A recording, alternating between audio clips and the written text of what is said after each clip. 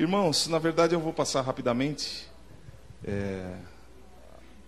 Numa outra hora a gente para com mais calma, mas vale a pena a gente ver todos os detalhes do que é a palavra de Deus para nós. Por quê? Porque tem a ver com o que nós vamos fazer hoje.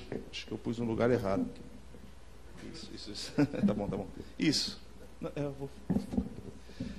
O que é a palavra de Deus para nós? Primeiro, ela é uma semente. Jesus disse isso, né? Você sabe que a semente ela tem um poder excepcional, né? Encontraram lá nas pirâmides que acharam lá o nome que eu não me lembro mais, acharam 2.500 anos antes de Cristo. Abriram a pirâmide e encontraram um monte de semente de trigo. E alguém falou assim: que coisa, plantaram trigo de 2.500 anos antes de Cristo. Eu vou ter que plantar. E plantaram. Sabe o que nasceu? Trigo. Não podia nascer outra coisa. Mas 2.500 mais 2.000, 4.000 anos parado. 4.500 anos parado uma semente. Como pode? Mas o potencial de vida estava lá. Então a palavra de Deus é muito mais poderosa do que uma semente de trigo. E ela, semeada em nosso coração, faz as transformações que nós não podemos imaginar.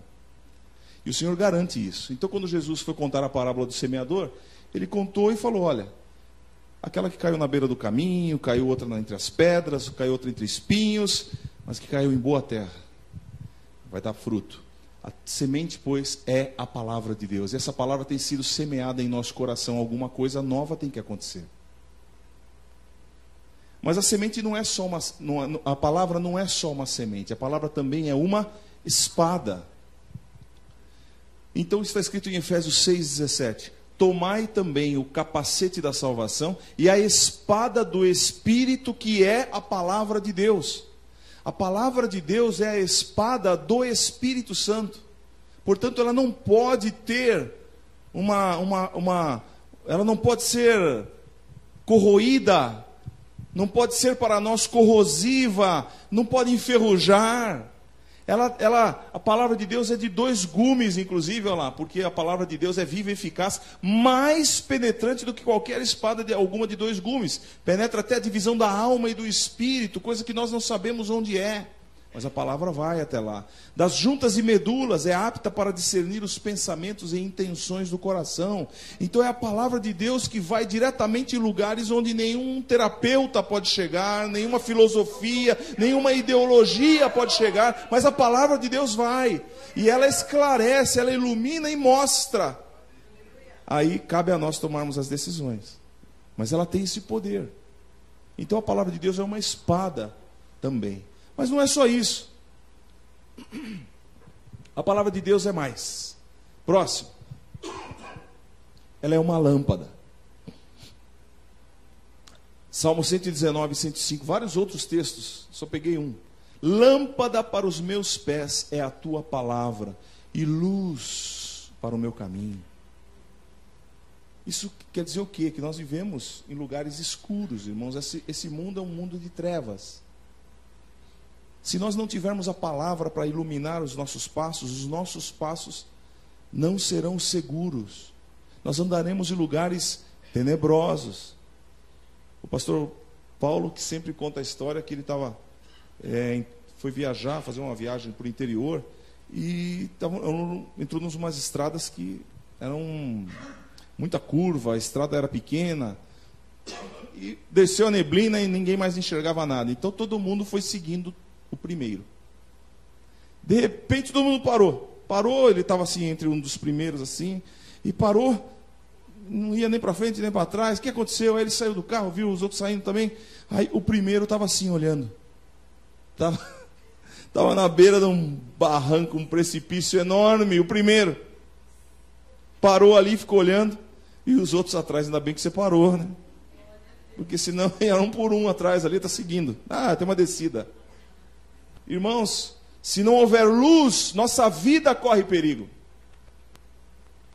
porque não sabemos aonde andar. Então, lâmpada para os meus pés, pode voltar, é a tua palavra, e luz para o meu caminho. Veja, eu queria chamar a sua atenção para a característica particular disso. Lâmpada para os meus pés. Tá? A gente quer lâmpada muitas vezes para iluminar o pé dos outros.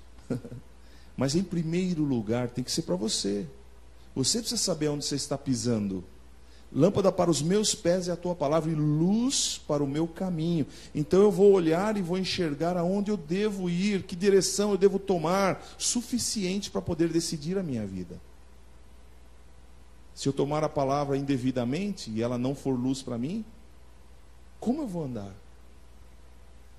Próximo, a palavra de Deus também é água pura para a santificar, purificando-a com a lavagem da água pela palavra. Esse texto de Efésios é uma comparação que Paulo faz, Cristo e a igreja, e o marido e a esposa. O marido deve amar a sua esposa como Cristo amou a igreja. E ele fala que Jesus santifica a sua noiva, que é a igreja. Jesus purifica. Com o quê? Como é que ela purifica?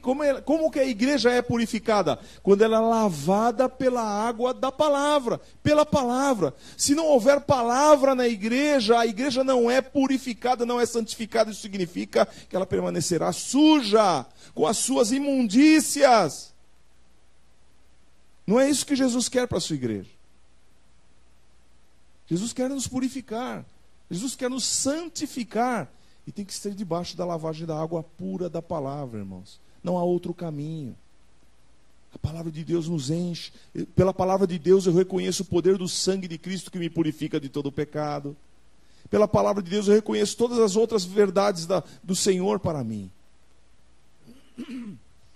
Então você foi chamado para ser lavado todos os dias pela palavra de Deus. Eu fui chamado para isso. Nós devemos nos santificar, não pelo nosso esforço. Deixa a palavra de Deus purificar você. Jesus olha a noiva e vê a noiva tão linda. Ó, sujou a barra ali, ó. Alguém fez alguma sujeira ali. O corpo está perfeito, irmãos. O corpo da igreja é perfeito. Mas sujeira na roupa da igreja, Jesus manda trocar. Se precisar dar um vestido novo, porque ela é vestida de linho fino, puro e resplandecente, que são as justiças dos santos. Você anda na lei do Senhor, você anda no caminho do amor de Cristo, você cumpre os propósitos de Deus, está buscando a presença de Deus, então você está vestindo a igreja com linho fino, puro, resplandecente, brilhante, com as tuas obras. Agora suas obras são pecado, suas obras estão pela escolha da não santificação, pela escolha da prática do pecado, simplesmente você não está sujando o corpo da igreja, você está sujando a roupa dela. Porque Jesus vai manter a sua igreja limpa até o último momento. Então, mas ela é água pura.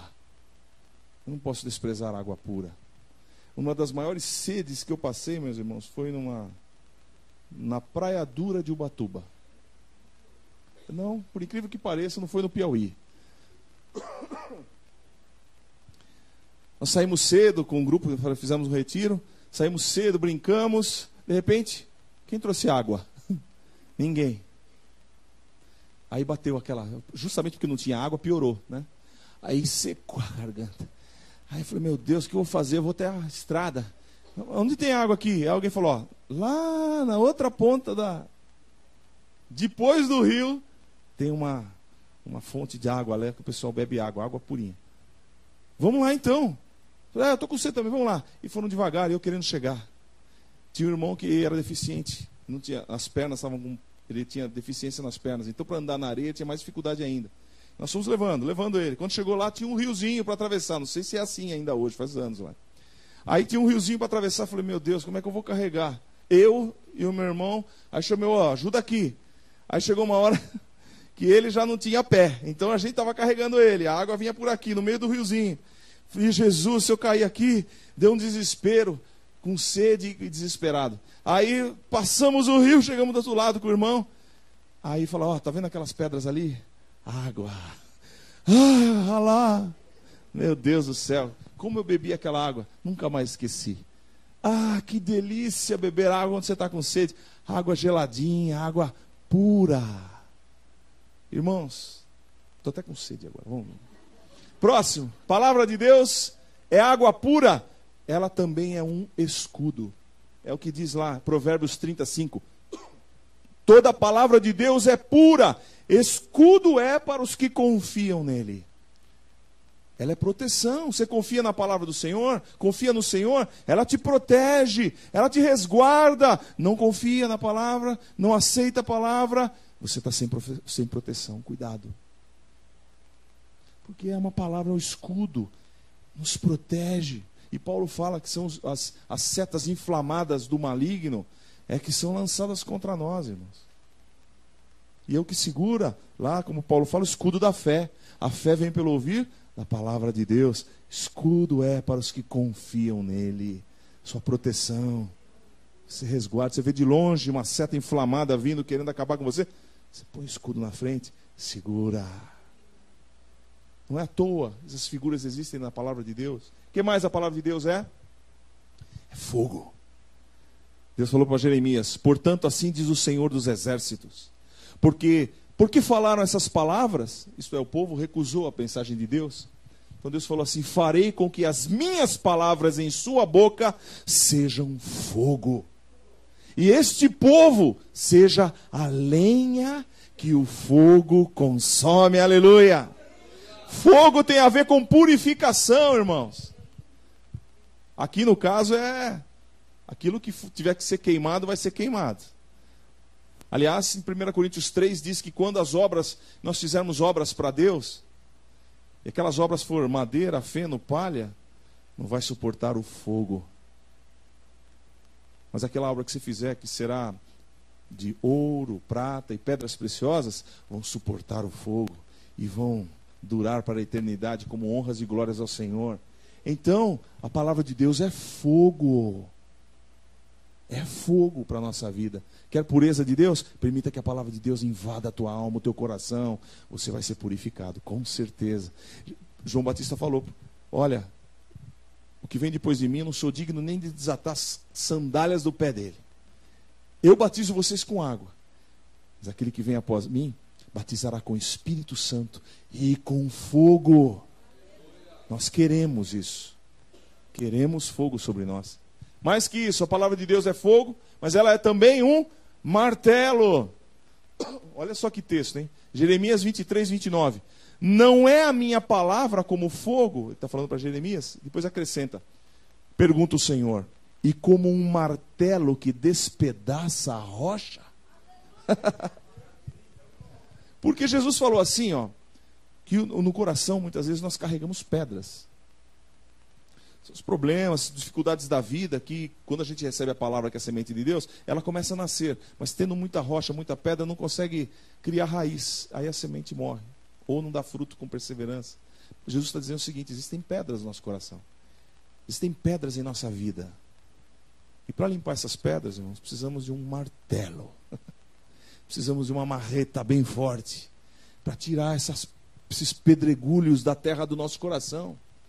São problemas que a gente carrega, situações difíceis que a gente juntou ao longo da vida. E juntou tudo aonde? Aqui dentro. Depois a palavra de Deus entra, quer entrar, não consegue. Quer nascer, quer frutificar e tem dificuldade de criar raiz. Por quê? Porque precisa de mais pedra. Mas a palavra de Deus é como um martelo que despedaça a rocha, que quebra os empecilhos, para que Deus possa fazer a obra completa em nossa vida. Essa é a palavra de Deus, a Bíblia diz isso. Creio que, por último, a palavra de Deus é alimento. Olha só, 1 Pedro 2,2, Pedro orienta a gente, olha, desejai afetuosamente. Isto é, deseje com carinho, com amor. Deseje afetuosamente, como meninos novamente nascidos, o leite racional, não falsificado. Tem leite falsificado por aí. O leite racional, verdadeiro, original, através dele você cresce. O leite falsificado não dá saúde para o bebê. Ok? Tem lá alguns tipos de leite, está escrito embaixo assim, não pode ser usado como única alimentação do lactente. Se você der essa comida para o bebê, ele vai morrer desnutrido. É falso. Veja o efeito que aquela palavra está causando em você. Veja o efeito que a palavra está causando na sua vida. Aí sim, você vai ver se é valioso ou não. Se é real ou não. O leite racional. Para que por ele vades crescendo. A palavra de Deus edifica. A palavra de Deus consola. Encoraja. Edifica, Paulo falou. A palavra de Deus sempre vai fazer isso. Ela exorta. Ela encoraja.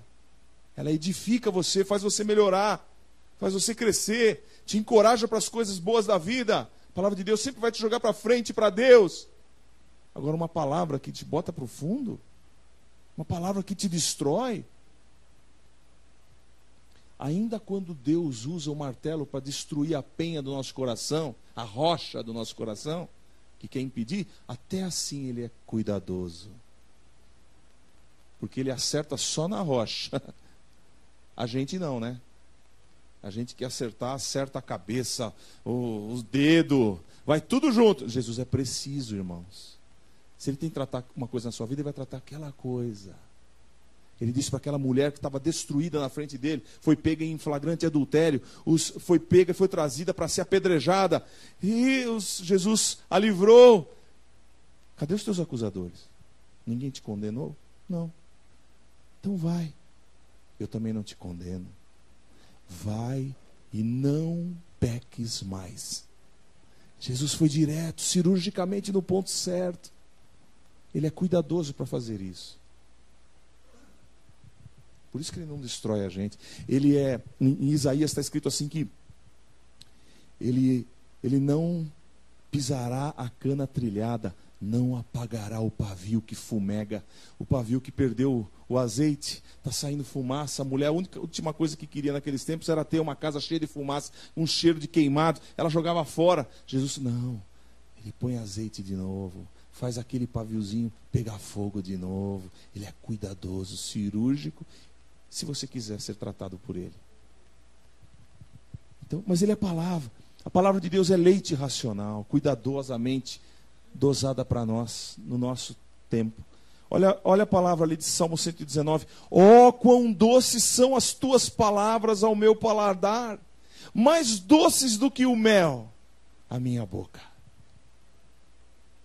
Quando você lê algum texto, você chega a tirar essa conclusão? Quando você lê algum artigo, alguma coisa que você quer buscar, é isso que ocasiona? É esse prazer que dá? Vontade de buscar mais a Deus? Quão doces são as tuas palavras. Lucas 4,4, Jesus respondeu para Satanás, está escrito, nem só de pão viverá o homem, mas de toda a palavra de Deus.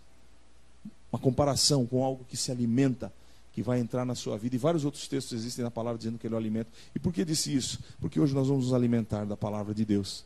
Jesus é o Verbo. No princípio era o Verbo estava com Deus e o Verbo era Deus. E no verso 14 de João 1, e o Verbo se fez carne e habitou entre nós. E Ele pegou e disse, esse pão é a minha carne, que parto por vocês. Esse cálice de vinho é o meu sangue que eu vou verter por vocês. Então, o Verbo, nós nos alimentamos do Verbo, nos alimentamos da palavra de Deus também em figura nesta ceia.